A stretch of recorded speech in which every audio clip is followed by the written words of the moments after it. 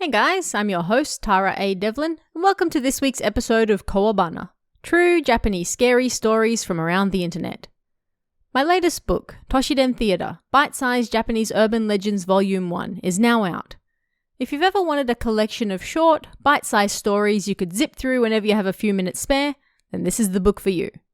Bringing you all sorts of Japanese urban legends you may or may not have heard of before, these creepy, odd and bizarre little tales will keep you entertained and no doubt thinking about them for quite some time to come.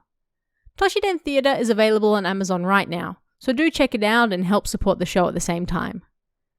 This week, we're looking at some mind-bending tales of hauntings that will keep you up at night thinking about them. First, we're visiting a lonely little police station that's generally manned by a single police officer at any given time. But word has it that this station is haunted.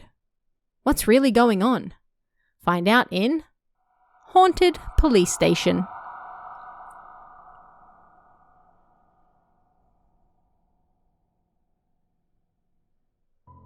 This story is from when I worked at a police station that was supposedly haunted. I think it's the same regardless of industry, but when you start working in a new place and take over for someone, there's like a handover that takes place, right?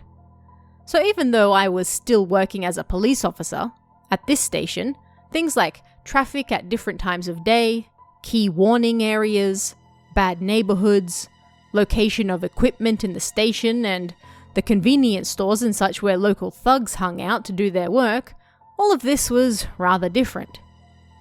So anyway, after I took over, I looked around the police station and noticed something odd. It was something you normally didn't see in a station. A sofa bed. You've got some pretty pricey stuff here. Did a citizen donate it? No, the officers here pulled together and bought it. It's so we don't have to go near the nap room. I asked the question in jest, so I assumed the answer was in jest as well. People in the police force tend to be quite superstitious, with many believing in the occult, jinxes and the like. Like, if you say that you're bored, then a whole bunch of cases will happen at once. Some also won't eat katsudon for dinner because they believe it will also lead to arrest cases. These things were considered taboo. And so, I let what the old man said slide. Alright, let me tell you a bit about the location of the station first. It was located in a seaside town, about 10 meters from a wharf, so it was a little unsettling on days with heavy rain. It was in a rather lonely spot, with the only sounds at night being the fishermen and passing trucks from the nearby harbour and factories. During the 10 months I worked at that station, I had 4 different experiences. I'm a little slow at writing, so please bear with me. The first experience I had was a door that opened by itself. A classic. As for that sofa bed, I never used it. When my bosses and superiors were around, well, they were the kind of folks who believed in the jinxes and such I mentioned earlier, so I followed the rules. Luckily, I was generally alone, however, so if I was going to take a nap, even a quick one, I wanted to do so on a bed and not a sofa. The nap room was on the 2nd floor. Next to the office was a narrow staircase with a light that didn't work. When you went up there was a space to take your shoes off, and once you opened the door, the room inside was about 6 tatami mats large with a bed.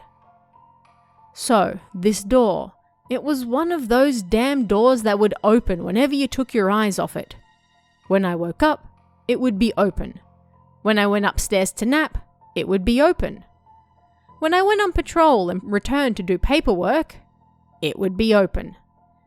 You could close it and close it and close it again, and it would always open by itself again. But if I sat there and watched it closely, it wouldn't even budge. One of the worst times was when I closed it, went downstairs, and then turned around, and it was open again. I was the type of guy who thought it was more prudent to be worried about the real crazies out there than ghosts or spirits, so it didn't bother me too much. But it did make me angry, so I put a large shield against it. That way, it would make a loud bang if it opened. No doubt you're thinking, man, how badly did this guy want to use the nap room? It was kind of like when you put the blackboard eraser on top of the classroom door. I was filled with excitement and anticipation as I did my paperwork. I think a few hours passed, and then it was around 3 a.m. or so when I decided it was time to take a nap. Bang! I heard a loud sound. It was the shield. I had been waiting for it, but now that it happened, I didn't know what to do. Still, work was work, so my body sprung to action. My mind blank, my feet smoothly carried me up the stairs. As soon as I grabbed the handle and slowly opened the door, I saw it. In the darkness of the staircase with no light, I saw a white hand floating in the gap between the open door. Why are you closing the door now? Thinking about it now, that might have been a strange thought to have, but at any rate, I froze on the spot in surprise. I came to understand two things. First, my predecessor wasn't joking. Second, it wasn't something trying to get in the room. It was something already in there. I started sleeping on the sofa bed after that. The second experience I had was a dream.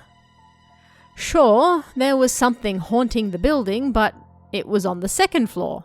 So, if I slept on the sofa, I should be fine.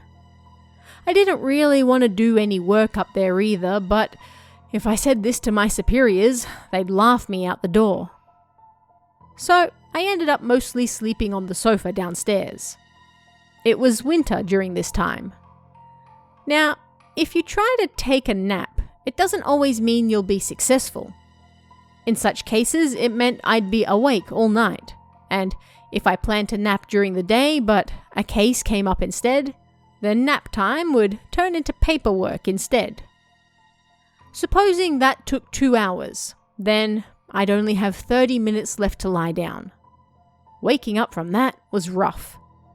I'd just put my head on the desk to rest instead. During such times, naturally my sleep was shallow, and I often suffered from sleep paralysis. At the time, I realized what was happening. Usually I slept at my desk, so it was like, why am I lying on the sofa today? My eyes were just barely open, and when I exerted all my effort, I could only just barely move. It was your typical sleep paralysis. The lights in the room were on. Why? With my narrow field of vision, the oil stove at my feet. I don't know if feet is the correct word to use because I was lying down, had tipped over. That was when I realized it wasn't sleep paralysis I was suffering from. I was having a dream. You see, that stove wasn't the type of little fan heater you might be thinking of. It was an old 40-kilogram type that you couldn't knock over even if you kicked it. This is a weirdly realistic dream, I thought. And then I heard a noise. Something was coming down the stairs. Oh no, it's here, I thought, my brain kicking into high gear. My head was so clear, so why couldn't I wake up? I was panicking, but I couldn't move. Even if I managed to yell, I was alone, so it was meaningless. All I could do was wait for the owner of the footsteps to arrive.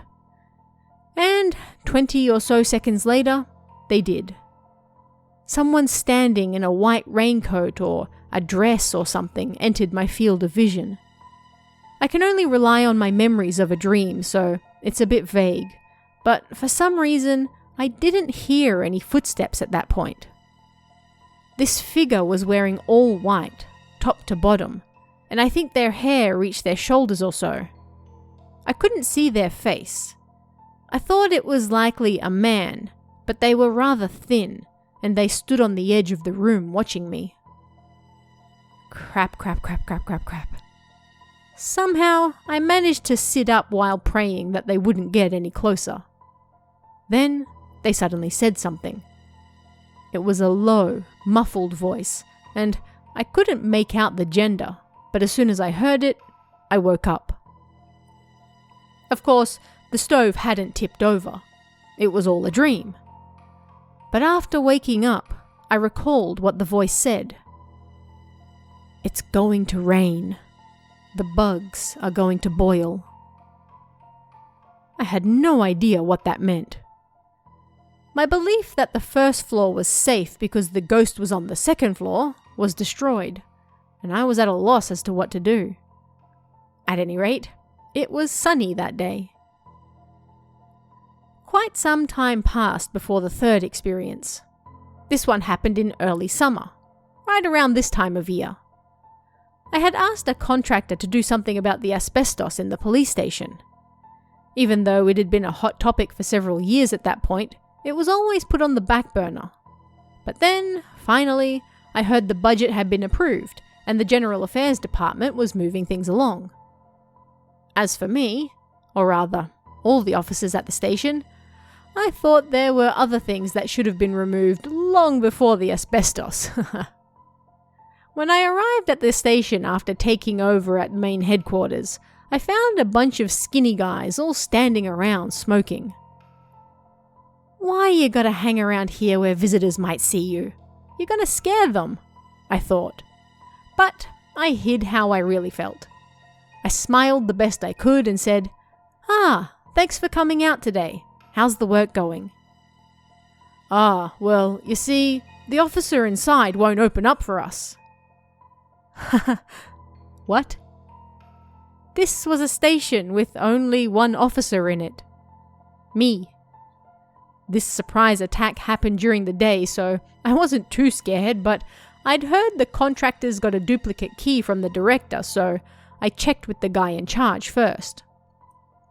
He said they did get a key, but the door refused to open, like it was stuck.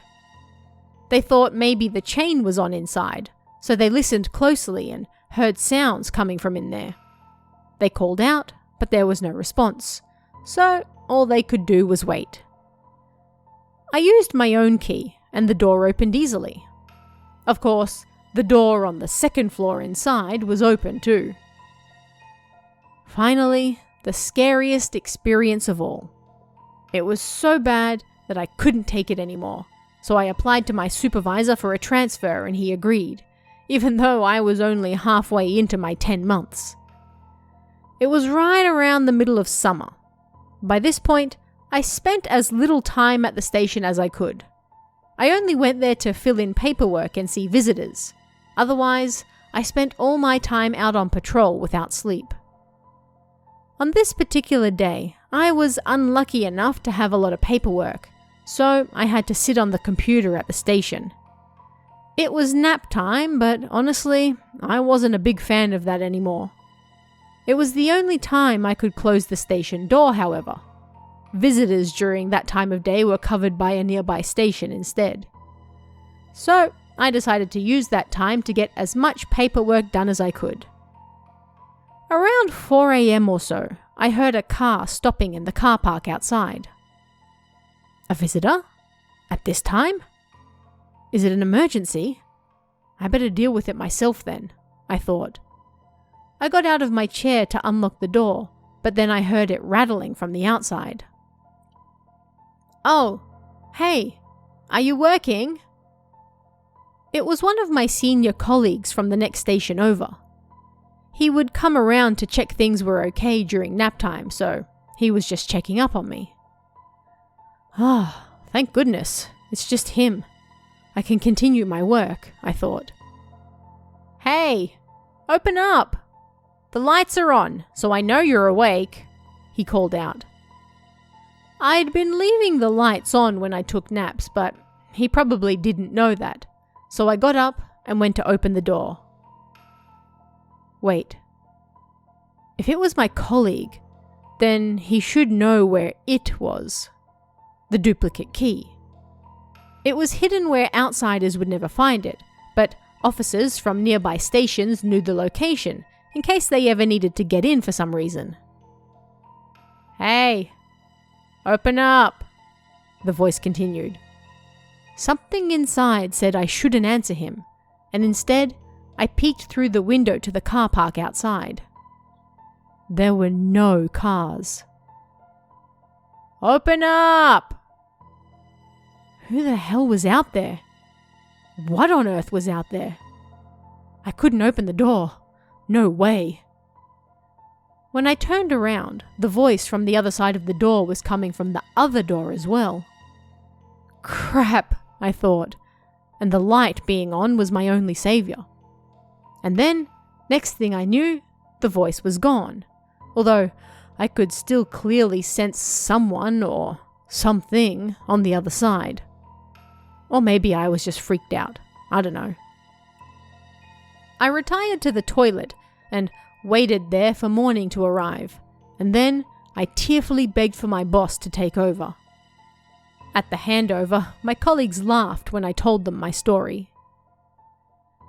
6 months later, I moved to another town and I have no idea what happened after that.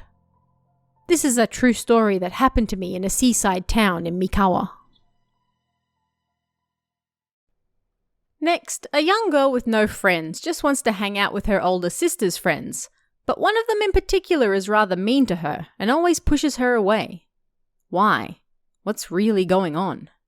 Find out in Dolphin Ring.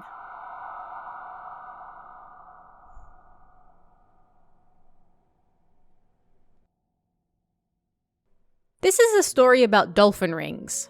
Rings in the shape of a dolphin that used to be really popular. I was in the lower grades of elementary school at the time, and I had a sister who was 10 years older than me. She was a so-called delinquent, and during the summer holidays, she invited her delinquent friends over to our house every night, often getting into fights with our parents. Anyway, there was this guy, I'll call him A, who hated kids, and this kind girl, B, who always used to come over. Whenever I approached my sister's room, A-san would always get really angry. "What the hell do you want, kid? Get the hell out of here!" He'd scream and chase me off. But each time he did, B-san and some others would be like, "She's just a kid, leave her alone. She just wants to play too." And they'd always give me sweets and let me in the room. Honestly, I hated A-san. I mean, he was coming over to our house and he couldn't even be nice to me. He'd always try to scare me whenever I went near my sister's room, and if I saw him outside the house, he'd hurl curses at me too. I was just really scared of him. But on the other hand, I loved B-san. Unlike A-san, B always gave me fireworks and sweets and such whenever she came over, and she protected me from A. If I saw her outside the house, she'd call out to me as well, saying stuff like she thought I might be lonely without friends, so we should hang out together. "You're just like my real younger sister," she'd often say. As this rough summer, a black spot in our family's history, was coming to a close, A-san suddenly gave me a dolphin ring one day. He didn't even go to my sister's room. He came straight to me instead and was like, "Here," as he tossed a box with a pink ribbon on it at me. It wasn't my birthday or anything, so I thought it was a little strange, but I didn't have any friends either, so I was over the moon. Finally, he wants to be my friend, I thought. Dolphin rings were all the rage at the time, and it was the first present I'd ever gotten from A, so even though it was too big even for my thumb, I was beyond happy, and I held onto it tightly as I went to sleep that night. But then, during the night, something hot in my hand woke me up. That ring A-san gave me was so hot that it was burning me. "Oh no! The special present he gave me is broken!" I thought in a sleepy haze, and I remember crying my eyes out, and yet nobody came to check on me. It was the middle of the night, yeah, but my mother, who was supposed to be sleeping next to me, wasn't there, so I found it odd. By that point, the ring was no longer hot, but I saw lights on in the living room, so, clutching it tightly, I went over there. Both my parents looked at me, their faces pale. "Your sister has been in an accident," they said. I don't remember much of what happened after that, but apparently my sister was out with her delinquent friends on their bikes in the mountains and they were involved in a pile-up or something like that. It was hard to tell her condition over the phone, but at any rate, she seemed to be in a bad way. Still, my parents remained in the living room and made no attempt to go to the hospital. I started to panic. "She might die! We have to go!" I screamed, tears falling down my cheeks, but my parents stubbornly refused to move. "Fine, I'll go myself," I screamed desperately. I made my way towards the door in my pajamas, but my father blocked me. He got there so fast that it scared me, and again I started crying. "Si-chan, just go back to your room, okay?" my mother said, trying her best to calm me down. She looked like she was going to cry as well. Or rather, she also looked frightened. The strange atmosphere my parents were giving off worried me. There's something weird going on here, I thought. Oddly enough, I calmed down and, looking closer, both my parents were dressed like they were ready to go out. What's going on? I thought, and the very next moment, the doorbell rang and B-san's voice called out. "Si-chan, I'm here to pick you up. I'm gonna take you to see your sister." "B-chan's here," I screamed. "She's gonna take me to see sis." But my parents just continued staring at me with pale faces. My mother then grabbed me, squeezing me so tight that it hurt. My father started mumbling something and the entire situation was very unnatural. My parents have gone mad, I thought, and I screamed B-san's name. "B-san! I'm scared! My sister's gonna die! Mum and Dad have gone crazy! B-san! B-san!" But instead of helping me, she continued standing on the other side of the door. "Si-chan, I've come to take you to see your sister," was all she would say. And her voice was so calm. No, it sounded like she was actually enjoying herself. "Si-chan, I've come to take you to see your sister." "B-san, I'm scared. Help me." I don't remember how long this went on for, but suddenly the ring A-san gave me got hot again, and I tried to drop it, but it was like my hand was frozen and I couldn't unclench it. Before long, my throat started to hurt and I could barely speak. I was trying to scream, but no sound came out. My mother stared at me in surprise as my mouth opened and closed, but no sound came out. That made me panic even more, and I started flailing, but she held on even tighter. Meanwhile, B was still cheerfully calling out to me. At some point, it seemed I found my voice again, although it was somewhat hoarse, but then suddenly, it came out stronger than ever. "You're not my older sister. Nani is my older sister."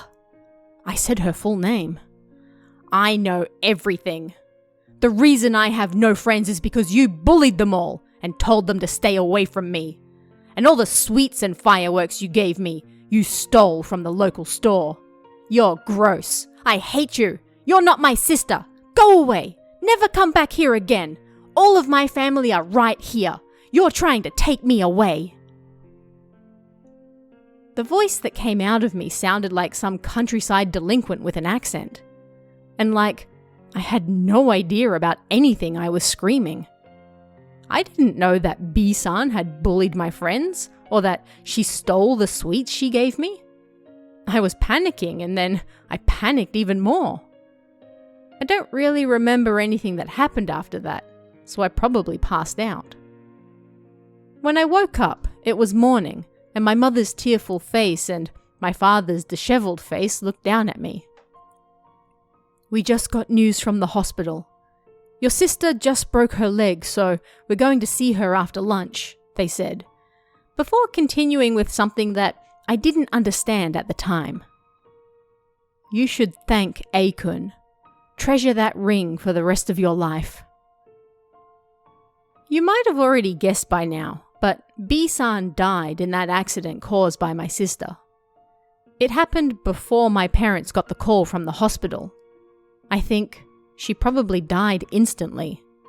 And yet, when they were getting ready to go to the hospital, B-san was standing on the other side of the front door. Our door was made of frosted glass, so you could see through to the other side.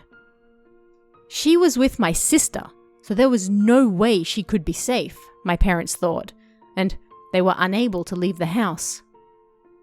"I'm here to pick up C-chan. Please open the door." When they heard that, they got frightened and hid in the living room. A-san was also unconscious after the accident and in a bad way, but he eventually woke up. When he was well enough to meet people, we went to see him, and although he had trouble talking, he told us in bits and pieces what happened. Apparently, B-san had become somewhat attached to me and was saying stuff like, "She's my little sister. I want to adopt her. She's my sister. I won't let anyone else get close to her. She's mine." He also mentioned the sweets that she stole too. The reason he always yelled at me to stay away wasn't because he didn't like me, but because he couldn't think of any other way to keep me away from B-san. He then apologized for that. As for the ring he gave me, he knew that type of ring was popular with girls, so he thought that maybe I could make some friends if they saw me wearing it. 15 or so years have passed since then, and I'm unable to return to my family home until after Obon season each year. My parents say it's because B-san still hasn't given up on me. It's true that the ring A-san gave me still gets hot enough to burn during the summer, and sometimes strange things happen around me, but that's a story for another time. My parents only saw B-san that one time, but apparently my sister, who's married now, sees her every year. As the years go on, apparently her outline changes and now she almost looks like a different person. Apparently, several years back she kinda looked like a big dog. She says she comes back on the final night of Obon every single year. They've performed numerous exorcisms, but still, she keeps coming back during Obon. I've never seen any ghosts other than B-san, so I don't know, but my sister says she kinda gets it. So that's that, I guess. I also heard my parents thought about selling the house, but I don't know why they never moved either. When I started junior high, I was sent to live with an aunt on my dad's side. Sadly, this is all a true story. Finally this week, some students have the job of their dreams. They have to do little work and can spend all their free time doing whatever they like. When they decide to have a party after work one night, however, everything changes for the terrifying. Find out why in The Heavenly Part-Time Job.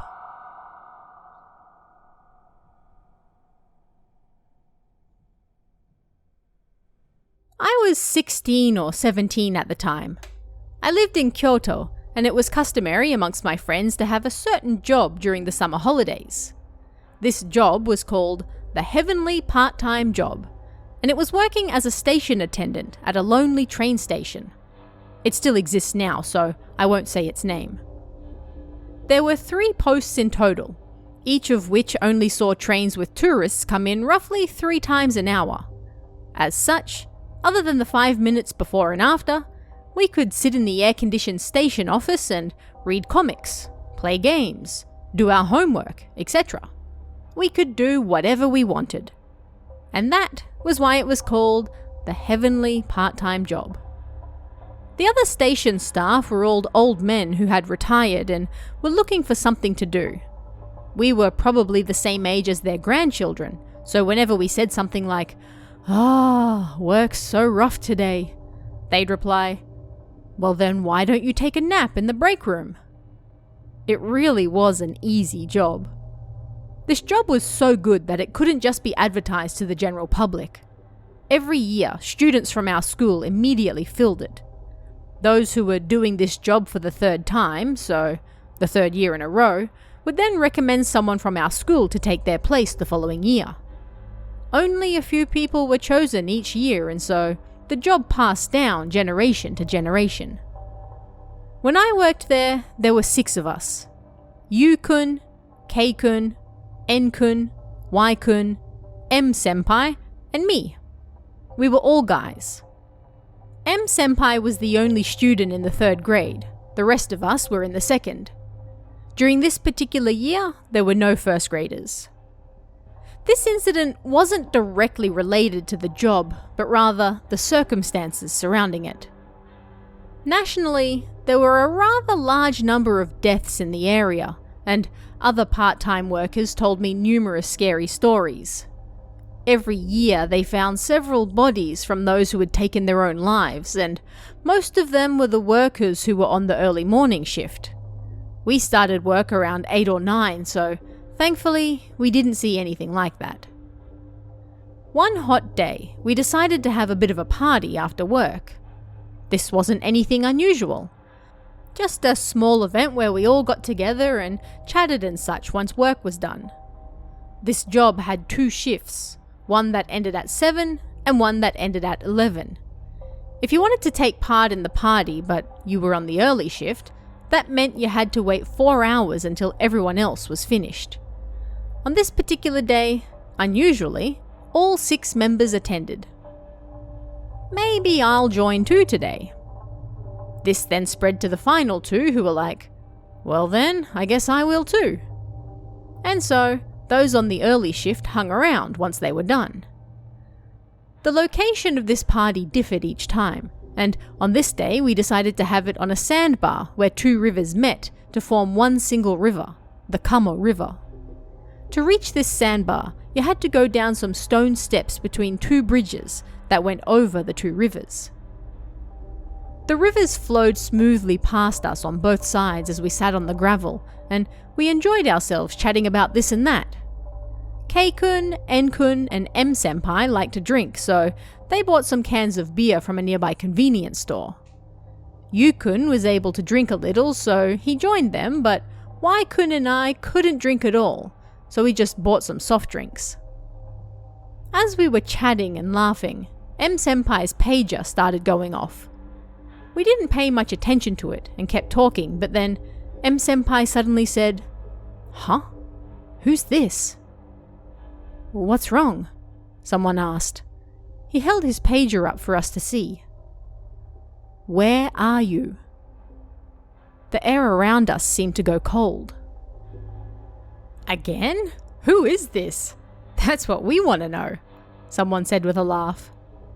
At the time, pretty much only businessmen had cell phones that they only used in their cars because they were so expensive, so most people had either a pager or a personal handy phone. Kids these days might not know what those are. Either way, most people had one of those and they made the same sound.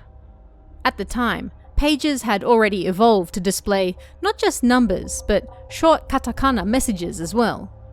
It was pretty common to see high school girls typing messages from public phones at the speed of light.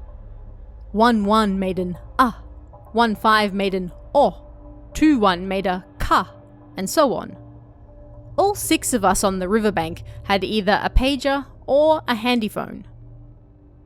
"No, seriously, I don't know who it's from," M-senpai said, and then his pager rang again. He checked it, frowned, and showed it to us. "Let me join." What the hell does this mean? Asking where we are and then asking to join. I don't get it. Maybe it's your girlfriend. No, I don't have one. You know that. We didn't pay much more attention to it though and went back to chatting. But a few minutes later, again, his pager rang. "Oh, come on. Who the hell is it?" he said, and then showed us the pager again. It's gone. Huh? We all said with a bitter laugh. Then the pager immediately rang again. Where is it? So, after where are you? Now it's where is it? Huh? I don't know why, but M-senpai was laughing, as though he was thoroughly fed up. He went to put the pager in his pocket when it rang again, but this time, his face went pale. What is it this time? What's wrong? We were curious, but M-senpai silently showed us the pager. My head is gone, it said. He then suddenly got angry. Hey, you guys know that I can see ghosts, and this is the type of joke I hate the most. The 5 of us were shocked. Who's doing it? Who's playing this stupid prank? That's enough. Seriously, no more. But he was barely done speaking when it rang again. M-senpai was so serious that the 5 of us wondered if maybe it was something supernatural. We watched him in silence, and after checking the message, he let out a quick "huh" before showing it to us. Let's play. Which one of you is it? He said, scanning us. You guys have a handy phone, right? I know you're doing this. Take them out right now. I'm going to check your call histories. To send a message from a handy phone, you first had to call a message center, meaning the call would show up in the phone's history. It's not me, we all said one after another, taking our phones out. When he was done checking 2 or 3 of them, he said, Not you either, huh? But then his pager rang again. Everyone's phones were out at the time, proving it couldn't have been any of us. But at the same time, that meant it was coming from someone other than the 6 of us. Heh? M-senpai said, looking at his pager again. He showed it to us with a straight face. Find my head. Everyone was creeped out. I don't know who's doing this, but it's pretty damn scary, huh? Oh shit, what the hell? A ghost. It's gotta be a ghost. Seriously, who the hell is doing this? We were all getting pretty worked up and, in the end, decided to move the party somewhere else. There weren't many people around the river either, so we were honestly quite scared. After collecting all our rubbish, we started back towards the stone steps when again M-senpai's pager rang. We all crowded around to see the message. Where are you going? We all screamed. Nah, I ain't dealing with this. What the hell, man? Everyone started screaming and running at the same time. The 6 of us ran up the stone steps, got on our parked scooters, and then all followed the first person to tear out of the car park. Eventually, the first person stopped in front of the nearest train station. There were vending machines, public phones, and artificial lights out the front, so we all stopped there to catch our breath and calm down. What the hell was that? It's the first time I've ever seen anything like it. I don't think I'm going to be able to sleep tonight. Everyone was still worked up. Kind of like a funny happening had just occurred. A short while later, M-senpai, who was sitting on a small fence near a tree, spoke again. No, I really do think we were in danger. Honestly, I had a bad feeling about it from the start. For real? We said. And then again we heard that terrible sound. Oh, come on, give me a break, M-senpai said as he looked at his pager. Seems fine, he said, and then showed it to us. Where did you go? Did they lose us? Someone said. Then we should probably split up and go home now, someone else said. I don't want to go home alone. I'm scared, said someone else. But in the end, everyone agreed that was the best thing to do. As we all got back on our scooters and were saying our goodbyes, the pager rang again. All 6 of us stopped on the spot. M-senpai checked it. "Let's not go home. Let's move somewhere else," he said, and then showed it to us. "Found you."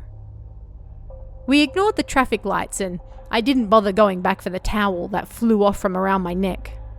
By the time we found a coffee shop that was open 24 hours, 3 or 4 of us were trembling bad. Not so obviously like you see in dramas, but when we sat down, our knees were shaking and you could see the table shaking because of it.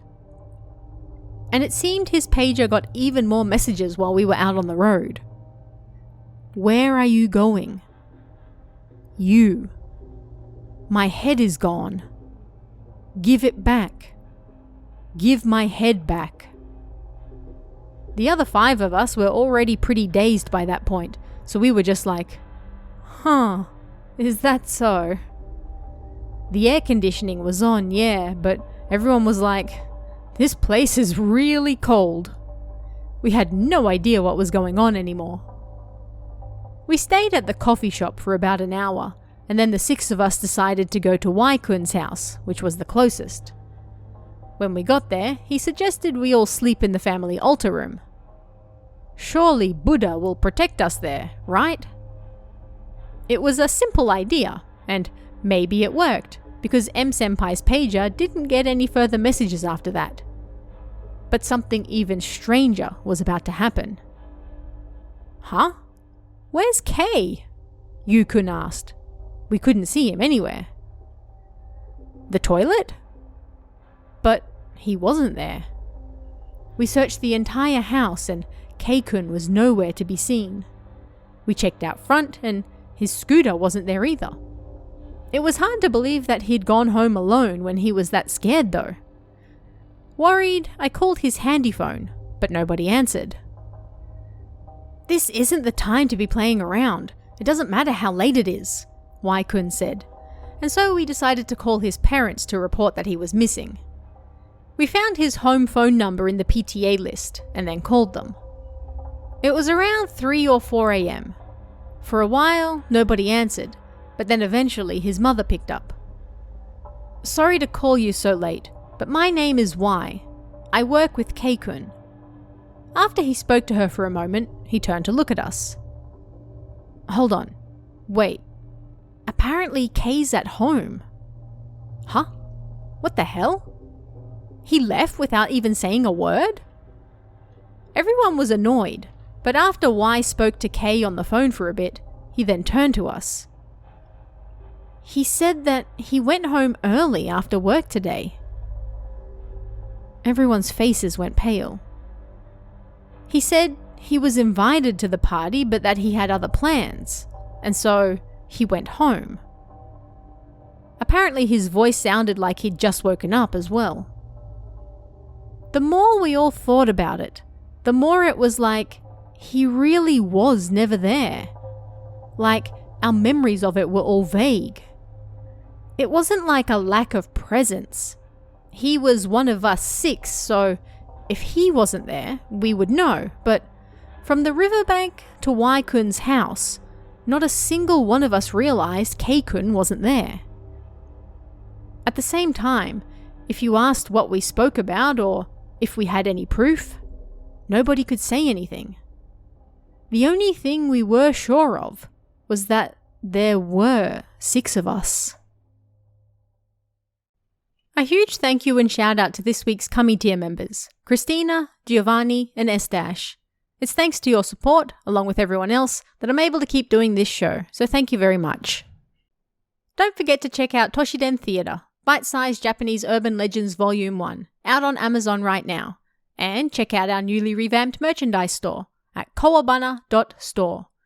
And if you'd like to chat about this week's stories, come and join us in the Kowabana Discord. You can find that link in the description or on kowabana.net.